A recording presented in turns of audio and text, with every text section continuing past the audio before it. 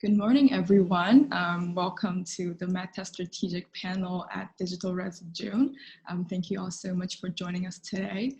We have a great lineup of 5 panelists here with us today who have been actively working with early stage companies as part of a Medtech Strategics. And I'm really excited to have Dave Uffer from Alira Health Venture to moderate this panel. Dave, before I let you take it away, I see that we have some audiences with us here today. So I just want to let the audience know that if you have any questions for the panelists, you can put them down in the Q&A chat box at the bottom of the screen, and the panelists will try to address them at the very end or during the session if they have time. Okay, Dave, I'll turn it over to you. Thank you so much for the intro. My name is Dave Uffer. I'm the Vice President of the Medtech practice at Alira Health. I've been in Medtech myself about 30 years. Before 5 years ago, when I joined Alira Health, I was in corporate development and business unit business development with large companies such as Abbott Laboratories, Boston Scientific, Medtronic, Covidien, Hologic. So I will moderate this session with 4 panelists from companies such as Smith & Nephew, Medtronic, Baxter, and B. Braun. Without providing an introduction myself, I'll let each of our panelists introduce themselves. Throughout the session, we will cover areas and topics such as investing from strategics and different deal structures that will help engage with early stage development companies, from co-development and other types of deals beside just minority equity investing. As this is an investor conference, we will have a large amount of the conversation dedicated to that. So without me talking too much further, I'd like to introduce Eric, and then we'll go down the line and come back to me, and I'll introduce a little bit about Alira Health, and we'll start the discussion. Eric? All right, thank you. Thank you, Dave. And thank you, Joey, for the invitation to participate in the panel today. I'm really excited about it. My name is Eric Heinz. I'm a Director of Business Development with Smith & Nephew. Smith & Nephew is a $5 billion multinational medical device portfolio company with brands in orthopedics, sports medicine, and wound care. I support the orthopedic function along with our robotics and enabling technology opportunities. I've got a background in medical device over the last 20 years, and starting out as a product development engineer with Medtronic and getting into marketing with companies like Intuitive Surgical and Zimmer. And across over the time, I ended up also getting experience in investment banking and business development. So I look forward to the panel today. Thank you. Thanks, Eric. Jeff? Yeah, thanks, Dave. Jeff Decosta. I'm a Director of Business Development and Licensing at Medtronic, which is a global medical device company. I work in the Surgical Innovations Division with a specific focus on soft tissue surgery. And anything related to stapling, energy, vessel sealing, tissue repair. I've been at the company combined with Medtronic and its predecessor, Covidien, for about 13 years, the first half in the vascular division. So know a little bit regarding those technologies as well. And I'm based in Boston. So for those of you in the area, always look forward to meeting those of you locally in person as well. So look forward to today's discussion. Great, Jeff. Thanks. Rameen from Baxter. Thanks, Dave. It's good to be with the group, and I'm Rameen Musabi, and I am responsible for the patient monitoring and digital health portfolio at Baxter. I have been fortunate to be on the transformative and disruptive side of medical device for the past decade and a half. Different places, large companies and small companies. Edwards Life Sciences. I've been a startup with an exit, and now I'm at Baxter. And I've spent majority of my career on the strategy, marketing, commercial sides, and BD. Fantastic. And I think we'll round this out with Alexander. Yeah, thank you very much. Very excited to be part of that panel. So my name is Alexander, and I will not tell you my last name before it's very difficult, and it's called Schachtrup, so we forget about that. My background is surgery, so I used to be a faculty surgeon before I entered B. Braun in 2007. And B. Braun is a family-driven, family-owned medical device and medicinal product provider And I think we started in 1839. So we are very much production centered, I would say, Germany based, but we do have 65,000 employees. We are a global organization in more than 60 countries. The sales, the turnover is about 7.4 billion euros. And as I said, we do have medical devices and medicinal products and healthcare services, for example. And now that is the classical B. Braun. We turned to external innovation very recently and funded the B. Braun Innovation Hub. And we are now willing to invest into early stages companies that are about to be seeded or have the seed phase, and we would explore specific technologies in this regard. And this might be of interest to the audience. Thank you very much. Thank you, Alexander, and interesting to have you on board.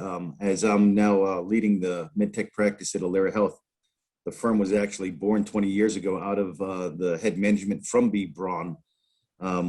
What we do today is service clients in advisory capacity in medical affairs, market access, strategy consulting, and investment banking. So with that type of a portfolio of services under me at Alera Health, I have the good fortune of engaging probably 100 different large operating companies from $100 million to $30 billion. So I have a lot of different exposures to companies and the way they operate. And I'll use that as the segue into the first discussion item, in that ventures are constructed and minority equity investments are executed very differently. If I had 50 clients, I might have 40 different structures. So Alexander, could you start? B. Braun historically had not a formal ventures arm, but now I do engage quite often with them. Many of my clients, for instance, in Israel and incubators around the world have been invested by B. Braun. Tell us about how you deploy capital and how you engage with early stage companies for investing. Yeah, so there is not the one model. There are different types of collaboration. Could be that we would have a marketing and sales collaboration, that we would, of course, also take shares. So it depends, certainly. And there's not the one model, and there's not the global approach to that. But talking strictly probably for the investment, the B. Braun Innovation Hub, we would strive to take a minority of shares and get into a long-standing engagement, because funding, I think, is important, and of course, value is important. But we do believe that there's more needed to really make a company a success, and we can provide, because of our structure, a structured input. We would be very close to the company and would strive for a long-standing collaboration and taking over, if possible, if feasible, the majority of shares, but and on a milestone-based approach. That would be our preferred model. But as I said, we would be open for other models as well. Great, a little bit different. When I was at Medtronic, I would deploy capital for minority equity investing, but very rarely would have any hard rights or any type of rights. Jeff, I know you have different interests, and I think sometimes it depends really on each of the business units. Could you talk a little bit about specifically surgical innovations, and then just your general viewpoint on Medtronic overall when it comes to the venture investments? Sure, and I think this is something that gets asked a lot in dealing with companies. I think one headline point to make is that Medtronic can be a venture investor, but does so as a financial investor, not an incubator, and there is a difference. So the earlier companies, we love talking, and we really do. That's why we come to conferences like this. Are probably, if you're at the seed stage, Series A stage, most of the time too early for Medtronic's participation.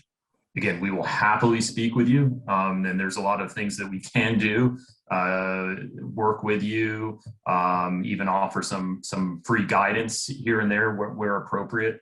But as a financial investor, that's a little outside of our risk profile in most businesses, and certainly in our business and surgical innovations. Understanding that some of our other businesses have different risk tolerances, so I don't want to speak categorically for Medtronic, for those that are saying, hey, what about? But for certainly our business, which is a more mature, it's a large but mature business. What we can do, and what we are continually doing, and this is for a certain class, I wouldn't say that it's a majority or even a healthy minority, but there is a select class, and these are public, are finding creative structures where maybe there's debt financing, maybe there's a collaboration agreement that works in terms of out licensing a technology at the end. Maybe it involves other financial investors, so having a collaboration with a large strategic like us, as well as outside capital, as well as innovation.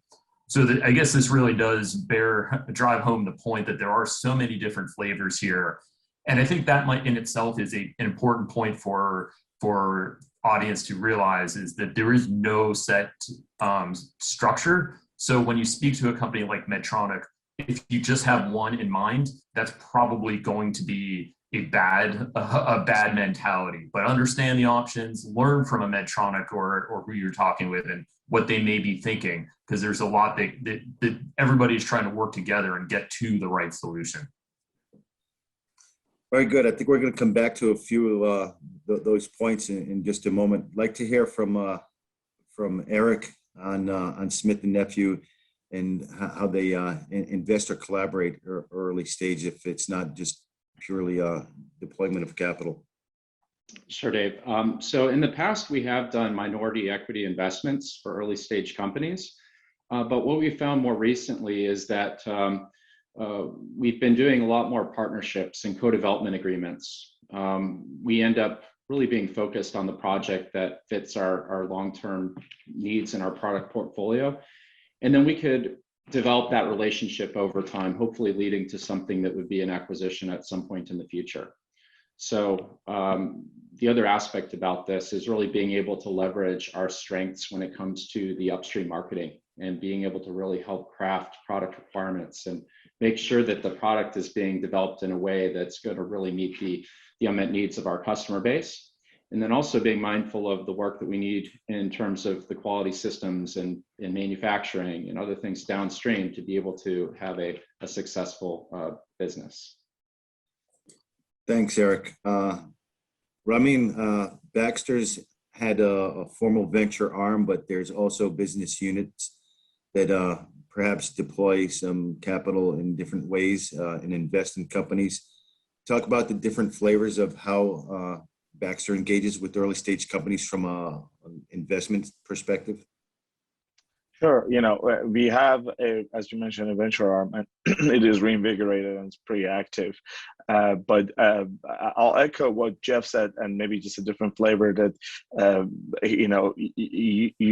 if you are on the startup side, we look for creative models that will basically create value for both sides, and that could be in either way. If it's earlier stages, it's partial investment. If it's later stages, is straight on acquisitions.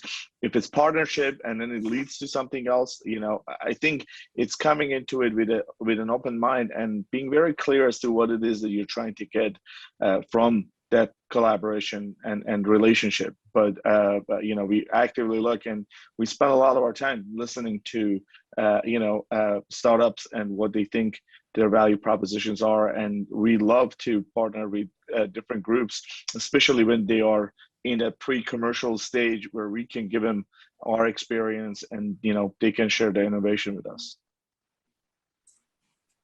Great. So I guess the startups here, I'm sure, can reach out to the usual suspects, I would say, and you four collectively represent some of the largest in our entire industry.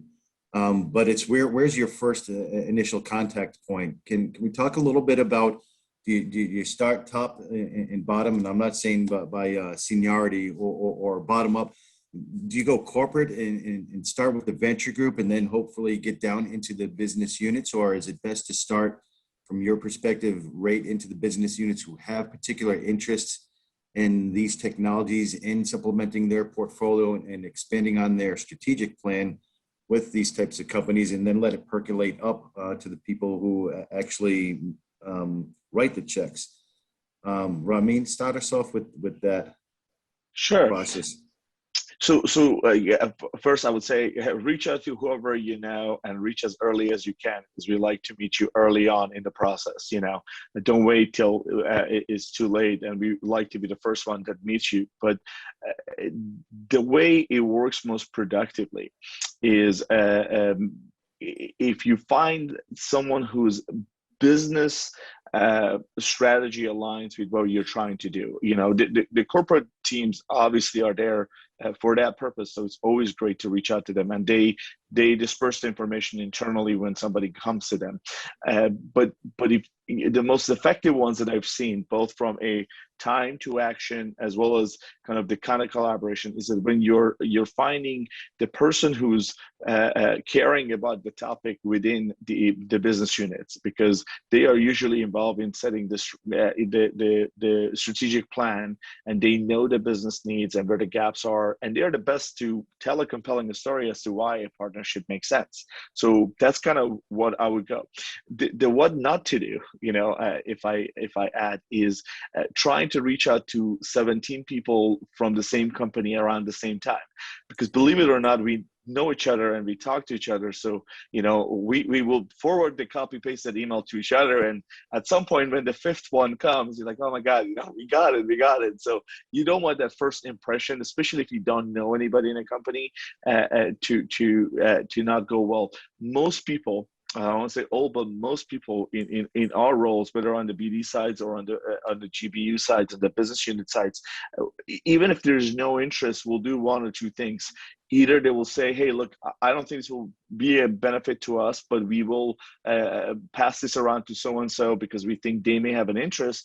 Or they will come back and give some, constructive feedback of it's too early for us, or it's too late, whatever that is, they will convey that, So, and it's totally fair if you reach out to one or two people to actually have the ask, say, I don't know anybody in the company. If it's not an interest to you, is there a chance that you connect me to somebody that I can talk to? I don't think that's an unfair ask. And especially for those of us who've been on the startup side, we understand that process. So, it's not that difficult to take that 30 seconds. So that's kind of my take on that.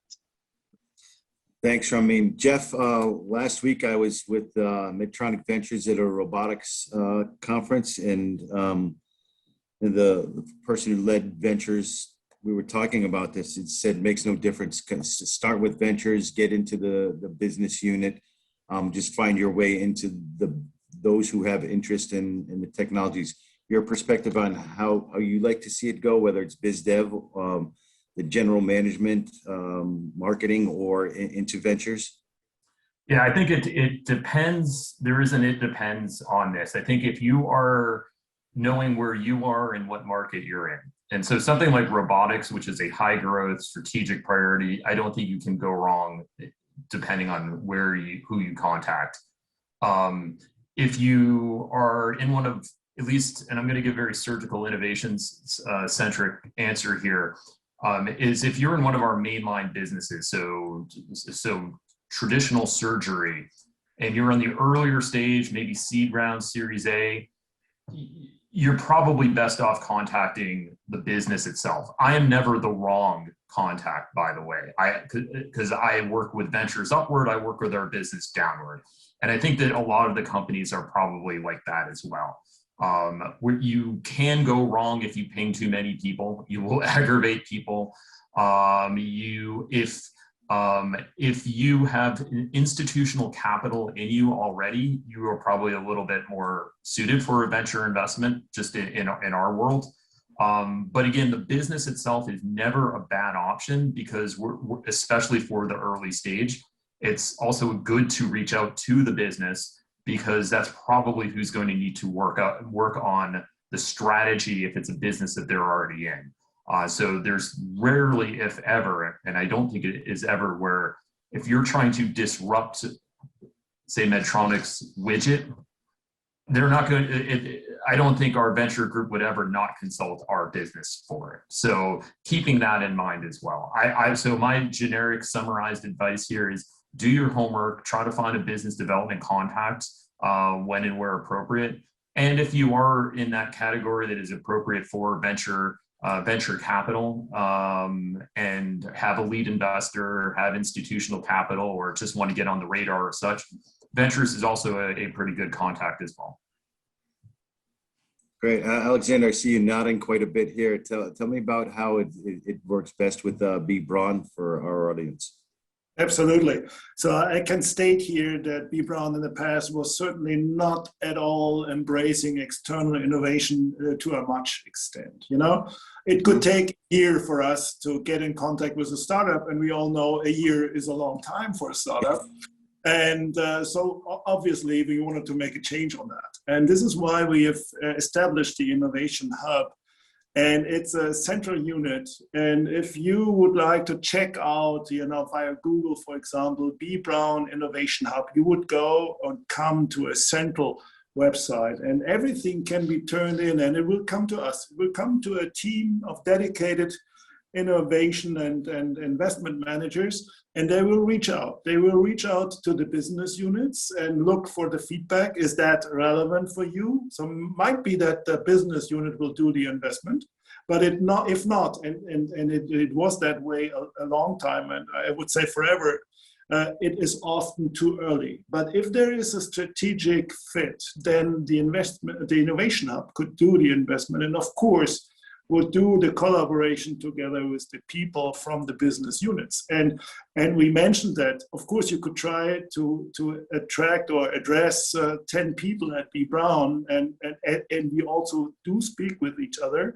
but we learned in the past that that wouldn't work. But if you would go centrally, as I just proposed, it would come to us, it would be stored, and we could follow up. There is one single point of information, and this is how we try to do this. Great. Eric, any thoughts or comments to share as well from your end on this?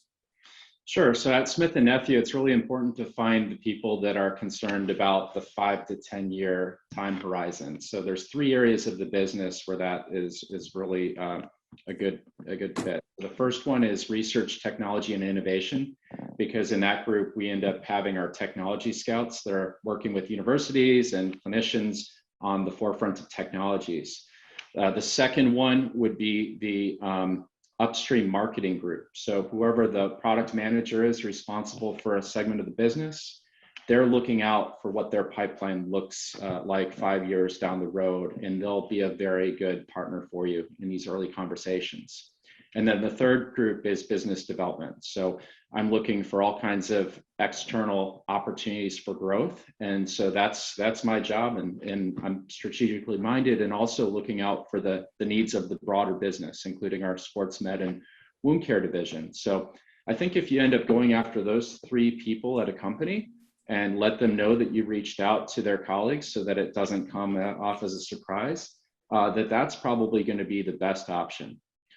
Some of the areas to watch out would be going directly to the CEO. I haven't found that to be very helpful. Going to surgeon customers or going to our sales reps.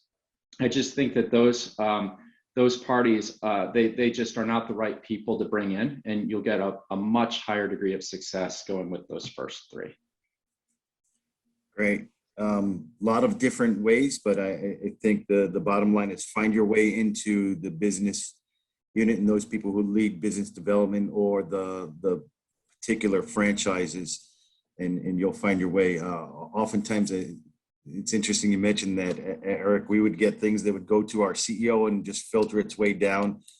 And then sometimes when they would get a no, they'd go right back up the chain again and keep going up and down. And I think you have to respect the people that are making those decisions. And perhaps it's not a no, but it's a no right now. You know, now might not be the timing that we have interest in this area, or we might have other investments or internal development objectives that don't always work out as well, but come back again 6 months, 12 months, but it's a no at this particular time. While this is an investor conference and most of our participants are certainly looking to raise capital. Let's talk a little bit about non-traditional ways that they can partner, collaborate, because each of you have mentioned many different ways outside of just receiving a check from the strategics, and there's so much value where anywhere from 10 to 100,000 people are employed by your companies and across every function. So there's tremendous value in gaining that experience with the strategics outside of just a pure investment that can have not just intrinsic value, but actual value where money is spent on that collaboration. Things such as co-development and so forth. Jeff, start us off with a little bit of, aside from, okay, we're going to go to ventures and perhaps invest 5 of your $15 million round.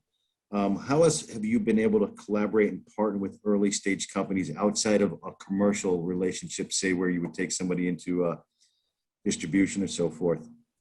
Yeah, sure. And kind of playing off of the last points, there is a time element here where things don't happen overnight. It's important to build a foundation where you can do some of these things.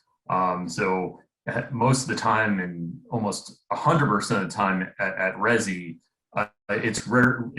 There's no check coming from Medtronic on the other side of the conversation. What it is important is to understand each other's business, and especially on our side, is to learn a little bit more about what you're trying to do and the innovation you're bringing. After an initial meeting like at RESI, we'll bring in some of our technical teams, some of our functional experts, if there is a real need, a match to our business.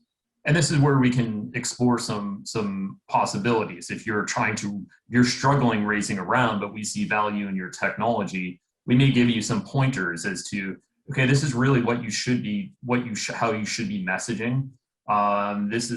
We may give some suggestions on who the types of investors you should be targeting.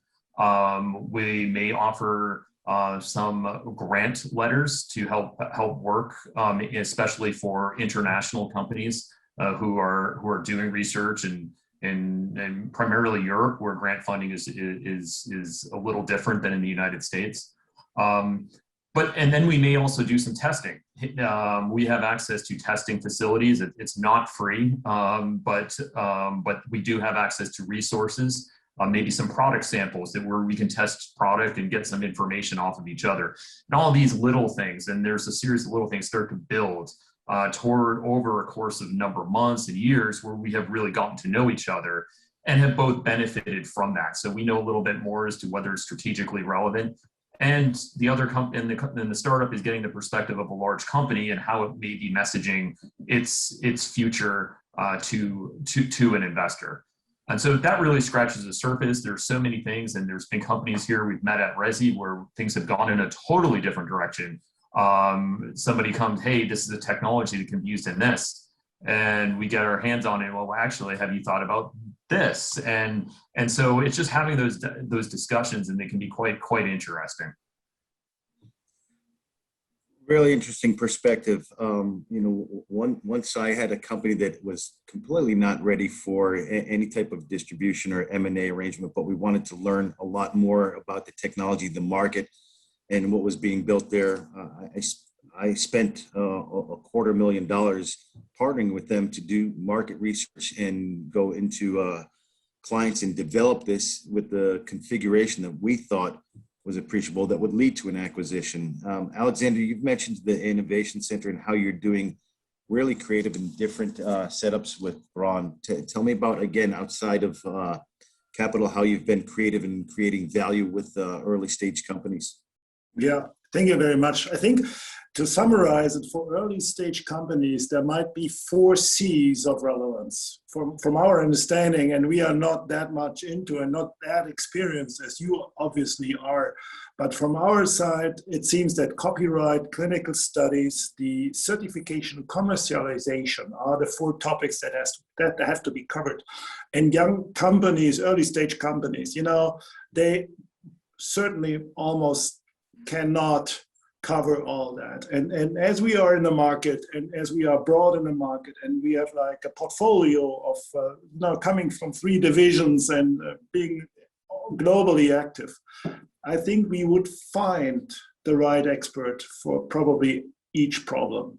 So what we can really do is, if there is an interest in the technology and in the way that the company wants to develop, I think we can provide feedback and constructive feedback for pretty much every topic. And this is what we would do. We would very much being active in consulting and bringing the value together to where we think it could be, and also allowing for some pivoting if that's necessary. And of course, many of the companies will have a pivot until they find that final destination. And this is what we would like to provide. Thanks.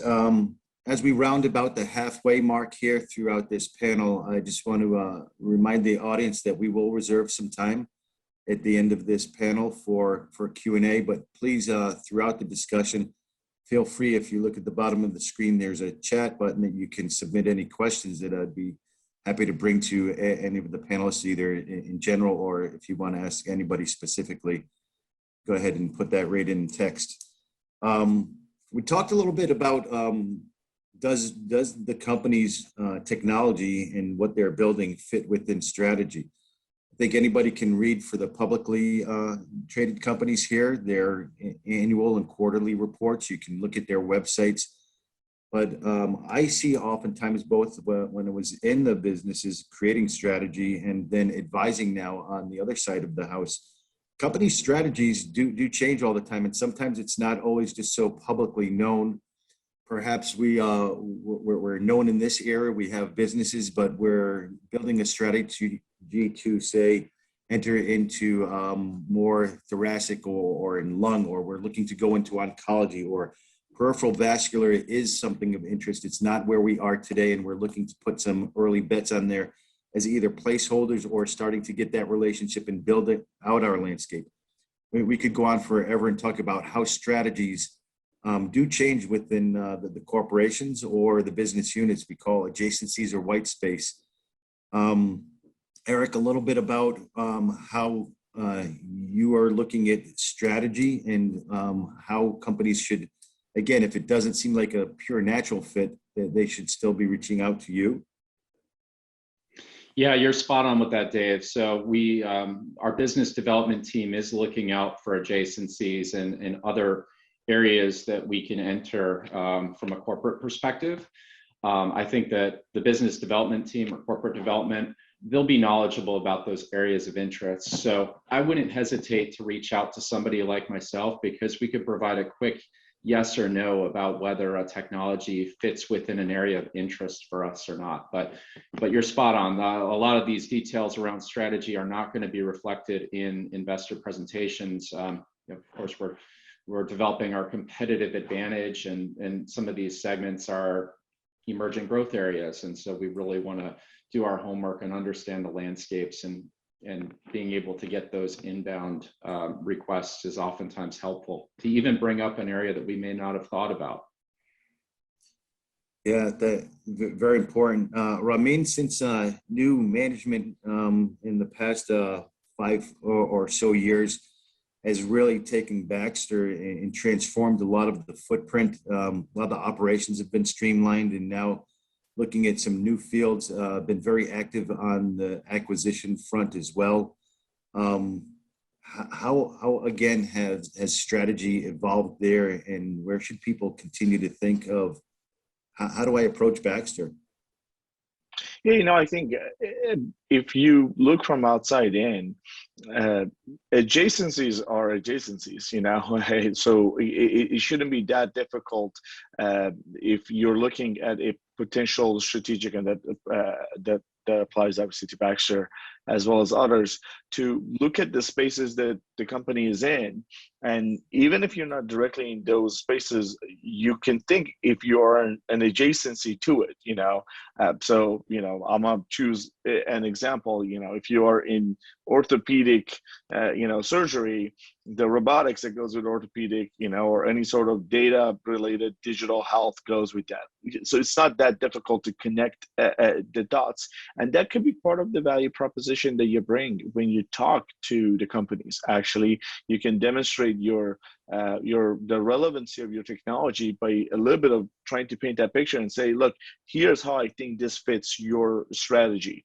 It's always good to do the homework, and come in, whether you directly tie back, and this is publicly available. If you look at all public companies' investor conferences, they lay out the outlook of where they want to go for their own investors, So, and yeah, if there's a very specific strategic bet that they don't want to share publicly for competitive reasons, you may not know about that. But I would say most of the time, 80 to 85% of what they are focusing on is laid out because they are trying to tell a compelling story about their vision and where they're going to their own investors. So I would start from the investor conferences. The earnings and the quarterly is a little more tactical. Usually it's focusing on just that quarter and what has happened, but the investor conferences usually lay out a pretty good 3 to 5, 7 years outlook. You should be able to tie yourself optimally to that. If you can't, then you got to try to look at the adjacencies and see, do you fit there? Because if you're a couple of standard deviation away, then probably is not the best fit. Because if you can find a fit, then you cannot. We get a lot of folks who are like in chemo innovation, for chemotherapy. But I usually ask them in the beginning, I'm like, well, where do you think in Baxter that fits? And, if you can't answer it, thinking that, somebody internally is going to answer it is probably not a good bet. But I would go back to one thing that I think Eric mentioned. The folks who are in BD usually are well dialed into each of the GBUs. They talk to them. So they can very quickly do analysis, and almost always, if they think it has a potential, they're gonna reach out. There's more no, it doesn't work later on than early on. I don't think they usually find friendly people in BD who like to interact with people. So they're usually friendly and they can give you some good directions. Great. Change tact a little bit here. Let's talk about geographic interests. Some companies have preference to stay close to home, and others have pure open canvas where they will paint on a global basis. Are there any geographic concerns? I know sometimes when you make investments, you take a seat as an observer on the board, sometimes a little bit more of a closer relationship, but folks might not want to get on a plane and quarterly go to board meetings and have to fly 9 hours.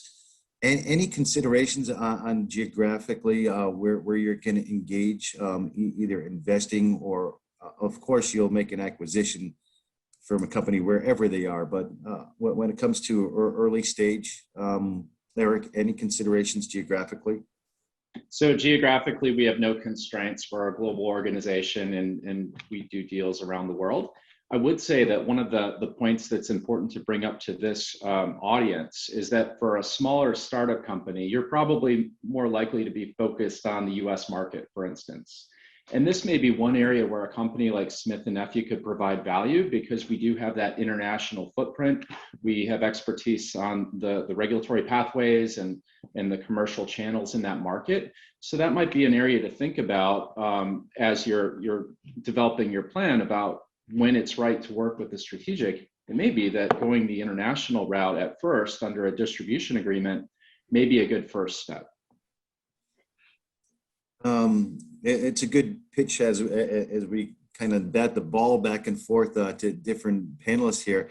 Alexander, I know, for instance, that B. Braun is extremely strong in some business units in Europe and not as much of a presence in the US, and vice versa across different businesses, wherever they've found the market amenable for the portfolio that you have, or wherever you have set up commercial operations in those particular areas.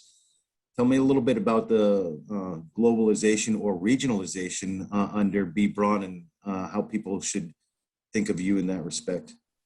Yeah, I understand that you know B. Braun very well, and I can only agree to what you've said. We're now starting a new strategic period, and it will cover a decade, because we all know that the innovation cycles in our arena are at least taking 8 years and easily up to 12. So we are more looking into the longer perspective, but we will be willing to, adjust every 3 years, and we would like to align. So that means if there would be something coming up, and there we will have, or we do have presence in Europe, obviously, but also in the US and Asia Pacific. And of course, we would offer to not only take a look at this on the regional perspective, but also to offer the global perspective. And as we are present in many countries, there will always be the opportunity to bring in our regional, let's say, cultural experience, but also get the connection to the global perspective. So we are not restricted. If there would be something coming up from the US, probably not for the US market, but we could offer the access to the European or Asian market and vice versa. And of course, our colleagues or the business in the US differentiates, is different from what we're doing in the rest of the world, but they are also open, and we are connected in that way alongside of our strategy, and we will exchange the opportunities and why it would make sense in a strategic way to invest. So one entrance and hopefully another exit for somebody who would like to enter the game in the US, but trying to land in Asia. So that could be possible. Great. I've got one that is going to seem pretty obvious to each of the panelists, but I'm going to get into this a little bit now, because as I probably see about 600 to 800 new companies each year, one of the questions is always, how and when do engage strategics, and what should we do regarding any equity investment that they might look to make on us in two respects? So it's kind of a dual question, but I think we have to answer them with both thoughts. First is, would you accept two strategics to invest in the same company? Would they expect to be able to reach just one, or is there any problem with co-investing from strategics, upside and downside? And I can talk about what I've seen in that regards. And then a lot of that comes to the rights that are requested. Jeff, I mentioned to you before, typically I didn't look for rights, but every business unit or every investor from the companies has a different perspective on that. And the clients always ask me, what should we do about rights? Should we give those rights? Are there hard rights, soft rights? What are strategics typically looking for? And then again, the upside and the downside, they get worried about things such as ROFRs, and that would that preclude other investors from the institutional side coming along, and does that scare away folks? It's very complex, and we could take probably a panel just on this, but let's try to hit some of the key highlights here. Jeff, you want to start us on that one? Yeah, I can give some very generic, because I think this could be a topic in and of itself. I think it's so much on a case-by-case basis. There are no hard rules. There's no nevers. I think it all depends on what the participation rate is. If you're leading around, if you're looking for a strategic to really drive the investment, you're probably going to be, there may be some more rights that are requested of the strategic. If the market itself is dominated, and many of our markets that we play in are 2 or 3 competitors, so we may not want participation from somebody else. In other markets, it's a nascent market, and we have no, if you're carving out a new niche, we can and definitely do invest with other strategics, many of which don't get advertised, by the way, and on both sides. So that's that's a little bit. It's not always advertised, so I don't think there's no preventative reason necessarily, but just there's always going to be a case by case. I think, and as I think about the early stage ventures here, I would think that many of them Our early stage, and at least in dealing with the strategics, is encourage having the conversations with as many relevant parties as possible and just feeling them out. And then as you have more conversations, you'll get a sense of how passionate or how invested they may be. Rameen, a little your perspective here. So, I think I just looked up a figure over the weekend that said since 2012, 22% of medical device startups have been acquired, which means there was a strategic involved at some level with them, but only 1/3 of those had two. Okay, so that says that it happens. If it's a right investment, actually having a strategic investor, it's a validation for the second strategics. Now you usually don't want to put yourself in a competitive, unfavorable position. So I think having a multiple strategics, it's a lot rare to have more than two, but that happens too. That happens, and it's fine. The terms that you give away is usually you have to look at it in light of what are you getting for those, because if it is going to put you in a position that you have a structured path to an exit, then that's a good move, but if it is out of desperation and you give it away, then you just put yourself in a difficult place for the next person that comes in. Larger strategics have a lot of experience knowing that unwinding some of the rights given away, some of the agreements, or it's not as easy as it may look on a paper. In fact, I always joke about that. It's always the one or two small flags that everybody wants to overlook because everybody's excited about doing the deal that comes back and hunts you because it's just there. It's very small, and then it never goes away. It's like the thing you can never get rid of. So I think you don't want to give the farm away, if you're confident in your technology, but at the same time, if you find the right partner and you can find a path away with them, then you make the deal that you need to make. So it goes back to, it's good to get to know the investors that you're seeking, why you want to partner with them, study them a little bit, get to know them. This notion of reach out early, and I think the audience that we have are all, or most of them on earlier stages. That's good to get to know them, and then you can kind of weigh your options and kind of play it out, do a little bit of wargaming of what if I do this, what could be the downside, so at least you have a plan for when those things come up. Like it. Eric, I see you eyebrows going up a little bit of your thoughts here, because I know you do things a little bit differently in the way that you will engage these companies.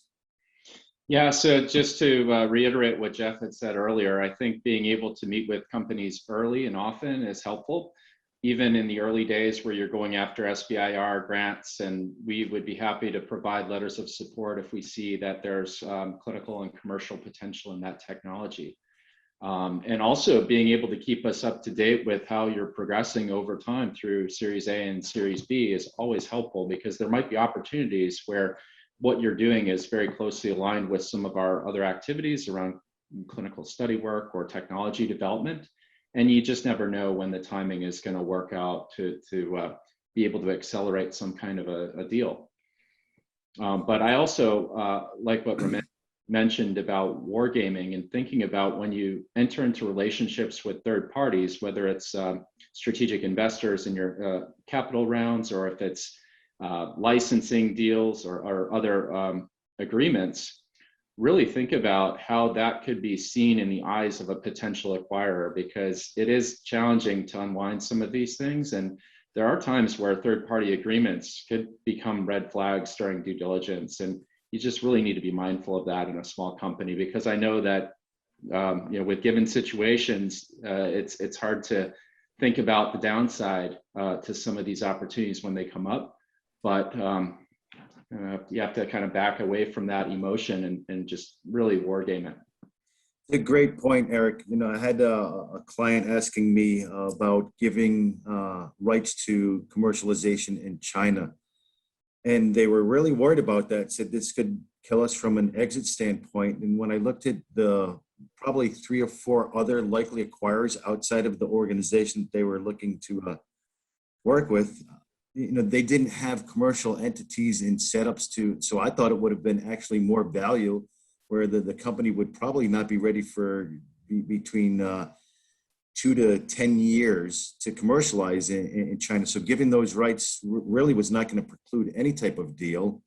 And it actually would have been valuable because they would have had some pathways to commercialization in that market where the other company would have had to start from scratch.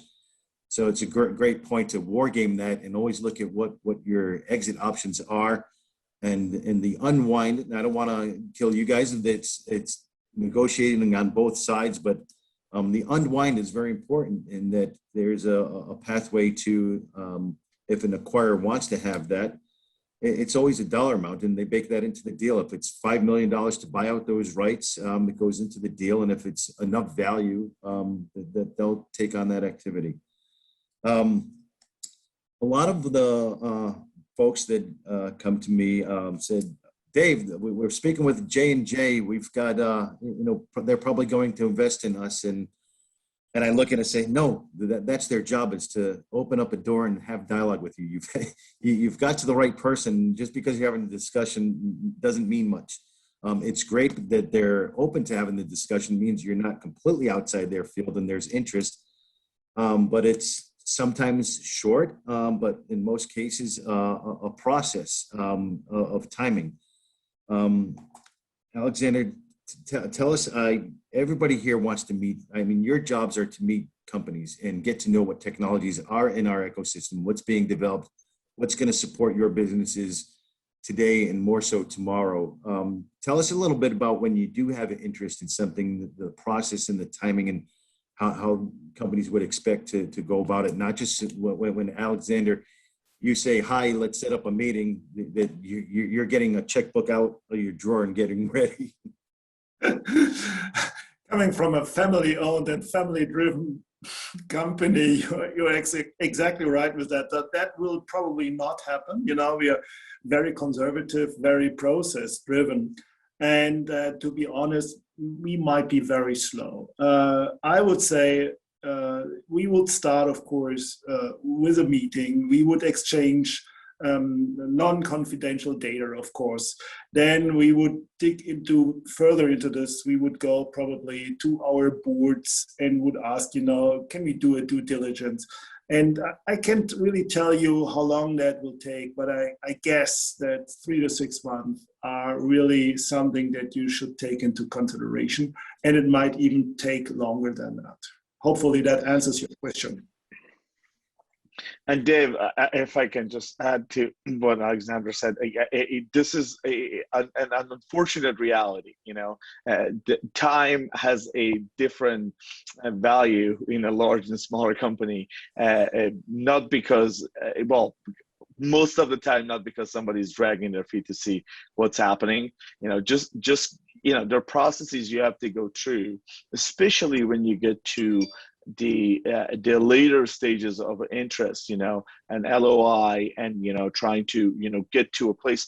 You have to, in public companies, you have to follow a certain procedures, and those things don't happen fast. So as somebody who's been on the startup side, I can tell you the frustration that goes with when you reach out on June 10 and somebody says, I think we can have a meeting with you the first week of July. It's like, really? You can meet with me? But the reality is they looked at the calendar, they reached out, and there's just one person that they absolutely have to get the okay from, and the first time they can talk to them is the last week of June. Then they have to rehuddle and come back. So just account for that. Again, the earlier you engage people, the earlier you can convey your timeline and when you need to have certain things so people understand, then the more likely people can react to it. But we've pulled something through, I think, in 1 quarter, but everybody sweat a lot because it wasn't a normal thing. So you can do it here and there a lot faster, but that's just not what the norm is. Yeah, I advise most folks, it's probably 9 months to when you launch your capital raise campaign till you're able to place your capital. And sometimes folks say, you know, I need to place this within 6 months. And I'm like, you're a little bit late. You're going to have to sprint. And especially with strategics, if you already haven't had that dialogue with them, so they can understand where you even fit in with them and they know of your company, you're even a little bit further behind. So I guess I could just ask for hands a little bit. Do you want to see companies even before they're starting to raise capital, just to get to know who they are, what they're doing, the team, the technology, and a fit? Is that appropriate time? Yeah, I see everyone. So for the audience, you know, just don't, and especially if you're finishing a Series A, don't wait till you're going to a Series B. Get to know the strategics. And from an organizational standpoint, we always had to socialize our strategy and those companies that would fit within that strategy. Nobody wants to, from corporate side, wants to see something that's a brand new surprise, or you look like you're being purely opportunistic and not strategic. We want planning, and the companies want to be assured that they know what direction they're going. No last second surprises. While we do have a few minutes left, I'll open this up to the audience. We did have one question where somebody put in the chat, if we get a no, what do we do? Sometimes, again, I think as all the panelists mentioned, a no is a no for this time. Sometimes you get a strict no. You're completely outside of our strategy or outside of our core technologies and where we're going, but thank you. But at other times it's a no for now. And I usually would implore them to stay connected with the business units, the management that's leading those commercial efforts there, or even the R&D folks, wherever we would direct them to, and stay in touch with them. And they'll knock on our door in business development or corporate development or ventures when they say, hey, timing's of interest now, can we start to have some dialogue? Same thing for each of the panelists here. Yeah, for sure. I mean, and you know, there's a good practice of creating maybe once or twice a year update for the people that you reached out to. I mean, this is where you can use digital marketing and have a list that you communicate the latest of what's going on, because, you know, things change, your progress may change people's mind and people's position change on things. So no is no at that very moment. And it could change, you know, right after that. Yeah, Dave. Yeah, please, Eric. So I'd say with the no, sometimes it is no that it doesn't fit within the strategy. Otherwise, it could be no because there's this area that we need to see some more risk mitigated from your plans. I think that we mentioned this earlier, that you have to have trust in the team that's assessing these opportunities. And if we say no because you don't meet technical hurdles that we're looking for, and then we find out that it's coming through another area of the business, that's really what you want to avoid when you do get a no. But have that open dialogue with your business development contact at the company. And at the end of the day, we want to see technologies be successful in medtech so that we can bring great products to our customers and our patients. And just really trust in what we're trying to do to help out, because we are your friend. We're probably the friendly area of most companies, because like you say, there's a lot of people around that'll say no right away. But BD is not one of them.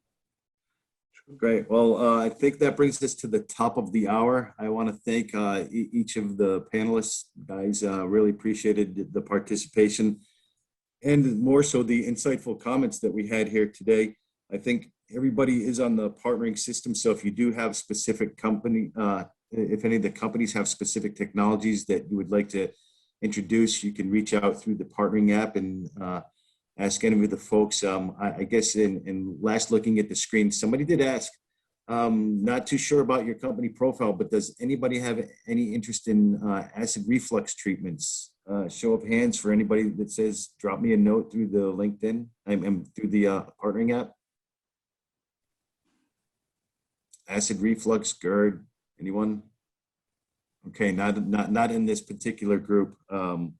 Feel free to drop me a note, and I can connect you with folks outside of this panel that might that I know that specifically have interest in that area. Again, major thanks to all of my panelists and all the audience. We'll see you again at the next RESI. Thanks much. Thank you. Thank you. everyone. Have a great rest of the conference. Thank you. Thank you, No. Joey.